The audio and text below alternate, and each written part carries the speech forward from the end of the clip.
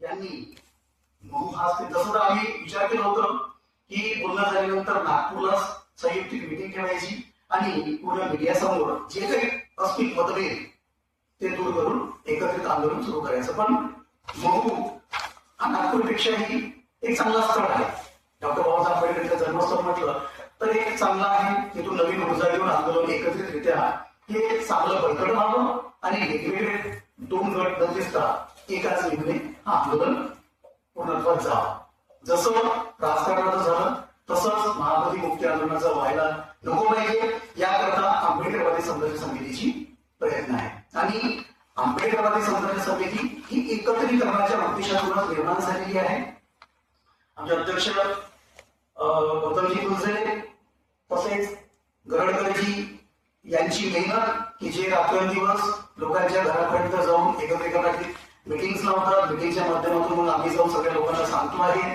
तर एकत्रीकरणामध्ये आमचं राजकीय, सामाजिक, आर्थिक व शैक्षणिक यामध्ये एकत्रीकरण ही संकल्पना घेऊन आम्ही स्टार्ट केलं आहे. तर ज्यामध्ये आम्ही आता राजकीय एकत्रीकरणच्या मागे लागलेलो आहोत की आमच्या परिसरामध्ये आम्ही पर्टिक्युलर आमच्या नगरपंचायत परिसरामध्ये विशेषतः काम करत आहोत की ज्याही आपल्या आंबेडकरी विचारधारेच्या पार्ट्या आहेत त्यांनी एकत्रित येऊन सुद्धा इलेक्शन लढावं याकरता आम्ही पक्षश्रेष्ठ्यांना पत्रव्यवहार सुद्धा केला आहे. त्यामधून काहींची उत्तर आलेली आहेत आणि काही लोकांसोबत मीटिंग चालू आहे.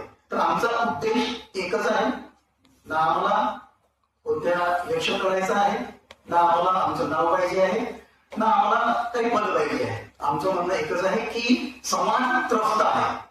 आम्हालाही समजते आजच्या समाजावरती जे काही येत आहे अनावधानाने जे काही प्रसंग ओढावत आहे ते वेगवेगळेपणामुळे होत आहे. त्याच्यामुळे महापती विहार सुद्धा राजकारण पद्धतीने व्हायला नको याकरता आम्ही हा प्रयत्न केला आणि तो दोन्ही बाजूंनी त्यांनी सहकार्याची भूमिका ही दाखवली. तो व्हिडिओ आम्ही सगळ्या मीडिया प्रतिनिधींना तुमचे नंबर जे आहेत दिलेले आमच्याकडे त्याच्यावरती व्हिडिओ पण मी शेअर करेन आणि जर तुम्हाला ते ऐकायचं असेल तर मी तो प्ले पण करून देतो.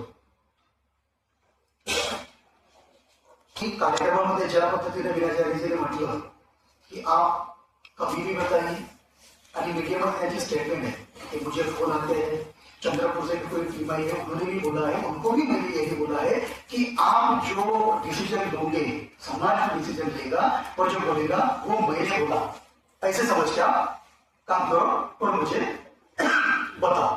तर आता त्यांचा शेड्यूल कसा आहे काय आहे त्यांना माहिती, पण त्यांनी जो प्रश्न उपस्थित केला त्यावरती समाधान म्हणून आम्ही त्यांचा व्हिडिओ व्हायरल केला. आता त्यांची मंशा काय आहे त्यांनी ते